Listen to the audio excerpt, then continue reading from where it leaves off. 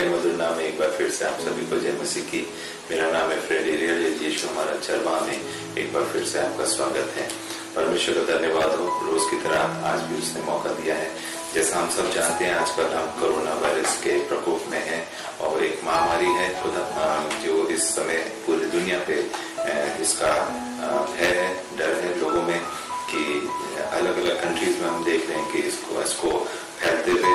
लेकिन हम परमेश्वर का धन्यवाद करते हैं कि भारत में इतना नहीं फैल पाया है जितना और कंट्रीज में है। लेकिन सेम टाइम में जो भारत की सरकार है उसने कई तरह से कोशिश करी है कि ये आगे ना बढ़े, इसलिए पूरे भारत में लॉकडाउन की सिचुएशन है 14 अप्रैल तक। और ये समय परमेश्वर ने हम सबको दिया है कि जब हम अपने अपने घरों में हैं तो क्यों ना इस समय को हम परमेश्वर के लिए, परमेश्वर की स्तुति और महिमा के और परमेश्वर के उस ज्ञान को जो ज्ञान का भंडार है उसका पवित्र वचन, उससे हम कुछ बातें सीख सके। और जब हम आपके साथ आज यहाँ पर परमेश्वर ने मौका दिया है तो जो वचन आज हम परमेश्वर के लिए आपके साथ शेयर करना चाहते हैं, बांटना चाहते हैं, वो हमको मिलता है मत्ती की इंजील उसका 6वां अध्याय और उसकी 25, 26 और 27 आयत। मत्ती की इंजील उसका 6वां अध्याय उसका 25, 26 और 27 आयत, जहाँ इस प्रकार लिखा है, इसलिए मैं तुमसे कहता हूँ कि अपने प्राण के लिए ये चिंता न करना कि हम क्या खाएंगे और क्या पिएंगे, और न अपने शरीर के लिए कि क्या पहनेंगे। यह प्राण भोजन से और शरीर वस्त्र से बढ़कर नहीं। आकाश के पक्षियों को देखो, वे ना तो बोते हैं, ना काटते हैं और ना खत्तों में बटोरते हैं, फिर भी तुम्हारा स्वर्गीय पिता उनको खिलाता है। क्या तुम उनसे अधिक अमूल्य नहीं रखते? तुम में कौन है जो चिंता करके अपनी आयु में एक घड़ी भी बढ़ा सकता है? परमेश्वर का वचन पढ़ा गया, इसके पढ़े और सुने जाने पे परमेश्वर आशीष दे। कितनी अच्छी बात यहाँ पर परमेश्वर के वचन में दी गई है कि चिंता करके हम क्या कर सकते हैं। चिंता हम सबके जीवनों में किसी न किसी रूप में रहती है। सुबह उठते हैं तो जब हम अपने काम के लिए, ऑफिस के लिए, बिजनेस के लिए निकलते हैं तो उस समय हमें उन ऑफिस काम के जो काम है या बिजनेस से रिलेटेड जो काम है उनके हमें चिंता होने लगती है। जब हम घर आते हैं तो हमें घर की चिंता होने लगती है कि हमारे बच्चे कैसे हैं, हमारा परिवार कैसा है, या परिवार में कोई समस्या ना हो, परिवार में कोई ऐसी चीजें ना घटी हो जिससे हमें परेशानी का सामना करना पड़े। लेकिन आज का समय जो है वह है कोरोना वायरस का। ये भी एक बहुत बड़ी चिंता का विषय है हम सब के लिए, क्योंकि कोरोना वायरस जब चाइना में फैलना शुरू हुआ तो धीरे धीरे अलग अलग कंट्रीज में बढ़ता चला गया, क्योंकि कई कंट्रीज में लोग इधर से उधर आते जाते हैं, कुछ रिश्तेदारियों में, कुछ व्यवसाय के चलते, कुछ अपने ऑफिशियल काम के चलते, और कोई घूमने के लिए भी आता जाता है। तो जब कंट्रीज टू कंट्रीज लोग ट्रैवल करते हैं, अगर किसी एक को हुआ है तो वो दूसरे के संपर्क में आता है, इसी तरह वो मल्टीप्लाई होता है और ये कोरोना वायरस धीरे धीरे पूरे विश्व में फैल चुका है। तो आज हमें सबसे बड़ी जो चिंता हमारे सामने वो है कोरोना वायरस की रोकथाम की, कि इसको किस तरह से रोका जा सके ताकि ज्यादा से ज्यादा लोग इसके चपेट में ना आए या इसके प्रकोप में ना गिर जाए या इससे संक्रमित ना हो जाए। लेकिन परमेश्वर का वचन बताता है कि हमें किसी बात की चिंता नहीं करनी है, क्योंकि परमेश्वर का वचन जो अभी पढ़ा गया उसमें आखिरी में यही लिखा है 27वें आयत में, तुम्हें कौन है जो चिंता करके अपनी आयु में एक घड़ी भी बढ़ा सकता है। अगर आज हम चिंता कर रहे हैं कि कोरोना वायरस कैसे फैलता जा रहा है, तो क्या हम उस चिंता को अपने ऊपर लेकर हम उसके लिए कुछ कर सकते हैं? हम सिर्फ इतना नहीं कर सकते हैं, जैसा हम लोग को बोला गया है कि हम लॉकडाउन की सिचुएशन में अपने घरों में बंद रहें, अपने घरों में सीमित रहें, ना हम बाहर जाएं, ना कोई बाहर से हमारे घर के अंदर आए।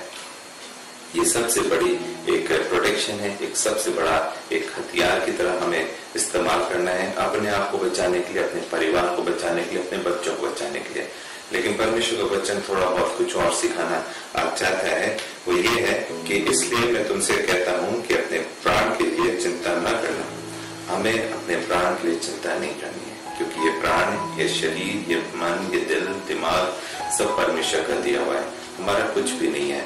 जब सारी चीजें परमेश्वर ने दी हैं तो हमें किसी प्रकार की चिंता नहीं करना है, क्योंकि जैसे परमेश्वर ने हमें रचा है, अपने स्वरूप में बनाया है, तो इसलिए हमसे बढ़कर उसे हमारी चिंता है, क्योंकि उसने हमें अपने स्वरूप में रचा है, उसने हमें बनाया है और उसने हमें इस संसार में भेजा है ताकि हम अपने जीवनों में आगे बढ़े, अपने कार्यों में आगे बढ़े, हम तरक्की का पाए और साथ ही साथ अपने जो जिम्मेदारियां हैं परमेश्वर ने दी हैं, चाहे वो पारिवारिक रूप में हो, चाहे हमारे बिजनेस के रूप में हो, चाहे हमारे ऑफिस के जो जॉब है उसके रूप में हो, या और भी कोई तरीके से जो भी जिम्मेदारियां आपके पास हैं जो परमेश्वर ने दी हैं, कि आप इस लायक हैं कि आप उस जिम्मेदारियों को उठा सकें, तो इसलिए हमें किसी प्रकार की चिंता करने की जरूरत नहीं है। हमें सिर्फ एक काम करना है, वो काम है कि हम परमेश्वर से लगातार संपर्क में रहें, परमेश्वर के साथ एक रिश्ता कायम करें, परमेश्वर के साथ उस रिश्ते को हमेशा मजबूत करें दिन प्रतिदिन, और खास तौर से परमेश्वर के इस वचन को पढ़ें, क्योंकि परमेश्वर का वचन जो जिंदा कलाम है हमें वो शक्ति, वो सामर्थ देता है, वो विश्वास देता है, वो प्रेम देता है जो हम परमेश्वर से करते हैं, जो परमेश्वर हमसे करता है, क्योंकि प्रेम के बगैर हमारा और परमेश्वर का जो रिश्ता है वो अधूरा है। इसलिए आगे लिखा है कि लिखा है, इसलिए मैं तुमसे कहता हूँ कि अपने प्राण के लिए चिंता ना करना कि हम क्या खाएंगे, क्या पिएंगे, और ना अपने शरीर के लिए कि हम क्या पहनेंगे। आज का समय, जैसे आज कोरोना वायरस का भी हमने जिक्र किया था, तो हम सबों ने अपने अपने घरों में सारे खाने पीने की व्यवस्था कर रखी है। राशन पानी हमने अपने परिवार के अनुसार जमा कर लिया है, तो इसलिए हमें चिंता है कि हम क्या खाएंगे, क्या पिएंगे। लेकिन परमेश्वर का वचन बताता है कि इस विषय में हमें चिंता नहीं करनी है कि हम क्या खाएंगे, क्या पिएंगे, लेकिन ये शरीर है, ये इन सब चीजों को मांगता है। ये शरीर की डिमांड है, ये शरीर की रिक्वायरमेंट है कि हमें 3 टाइम का भोजन मिल सके। हम जब कार्य स्थलों पे होते हैं, जब अपने जॉब्स में, बिजनेस में होते हैं, तो वहां भी हम अपने लंच को साथ में ले जाते हैं, क्योंकि सुबह से शाम तक जब हम काम करते हैं तो बीच में हमें हमारे शरीर को भोजन की जरूरत पड़ती है। क्यों जरूरत पड़ती है? ताकि हमें वापस वो स्ट्रेंथ मिल सके, वापस वो एनर्जी मिल सके, जिससे हम आगे के कामों को अच्छे से कर सकें। लेकिन परमेश्वर का वचन बताता है कि हमें किसी प्रकार की चिंता नहीं करनी है कि हम क्या खाएंगे, क्या पिएंगे, और ना अपने शरीर के लिए कि क्या पहनेंगे, क्योंकि ये सारी चीजें किसकी तरफ से मिलती हैं? परमेश्वर की तरफ से। परमेश्वर ने जब आपको इस दुनिया में, इस संसार में भेजा है, तो उन सब चीजों का इंतजाम कर दिया है। आप क्या खाएंगे, क्या पिएंगे, क्या पहनेंगे और कहाँ रहेंगे, क्योंकि रोटी, कपड़ा और मकान, ये 3 सारी चीजें जो है परमेश्वर की तरफ से मिलती हैं। हम अपनी मेहनत से कुछ भी हासिल नहीं कर सकते, हम अपनी मेहनत से कुछ भी पा नहीं सकते जब तक परमेश्वर की अनुग्रह, परमेश्वर की मर्जी और परमेश्वर की आशीष हमारे और आपके जीवनों में ना हो। आगे लिखा है, क्या प्राण भोजन से और शरीर वस्त्र से बढ़कर नहीं है? हमारे शरीर में जो प्राण है, हमारे अंदर जो जान है, क्या वो भोजन से बढ़कर नहीं है? भोजन से बढ़कर हमारा क्या है? प्राण। क्योंकि अगर हम भोजन करते हैं वो तभी कर पाते हैं क्योंकि हमारे अंदर जान है, प्राण है। अगर हमारे अंदर प्राण नहीं होगी, जान नहीं होगी, तो हम भोजन क्या करेंगे? तो आगे है, और शरीर वस्त्र से बढ़कर नहीं है। अगर परमेश्वर ने शरीर दिया है तो शरीर ज्यादा इंपॉर्टेंस रखता है बजाय वस्त्र। जब हमारे पास शरीर नहीं होगा तो वस्त्र हम कहाँ से पहनेंगे?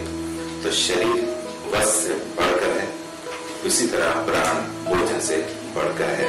आगे लिखा है 24वीं आयत में, आकाश के पक्षियों को देखो, फिर ना तो बोते हैं, ना काटते हैं, ना खत्तों में बटोरते हैं, फिर भी तुम्हारा पिता उनको खिलाता है।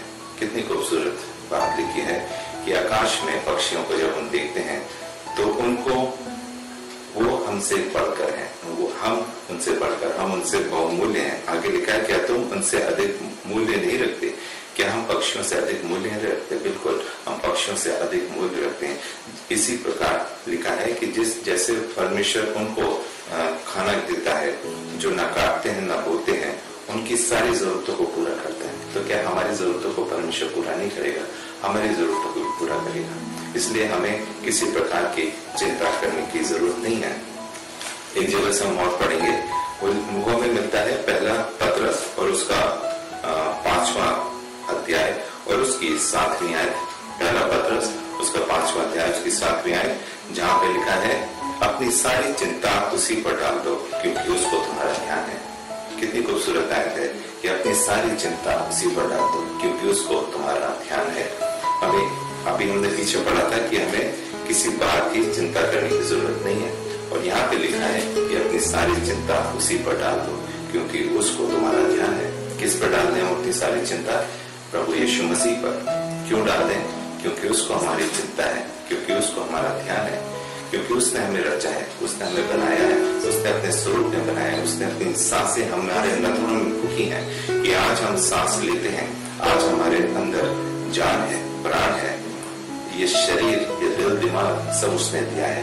तो इसलिए हमें किसी बात की चिंता करने की जरूरत नहीं। अपनी सारी चिंता हमें उस पर डालना है, विश्वास से डालना है, आत्मा सच्चाई में होकर आराधना करनी है, उसकी स्तुति करनी है, उसकी महिमा करनी है, उसको आदर और सम्मान देना है। तो वो सारी चीजें, सारी चिंताएं आपकी अपने ऊपर ले लेगा और हर एक जरूरतों को आपकी पूरी करेगा। परमेश्वर का वादा है कि उसको आपका ध्यान है। जब उसको हमारा और आपका ध्यान है तो हमें किस बात के लिए चिंता है, किस बात के लिए हम चिंतित रहते हैं।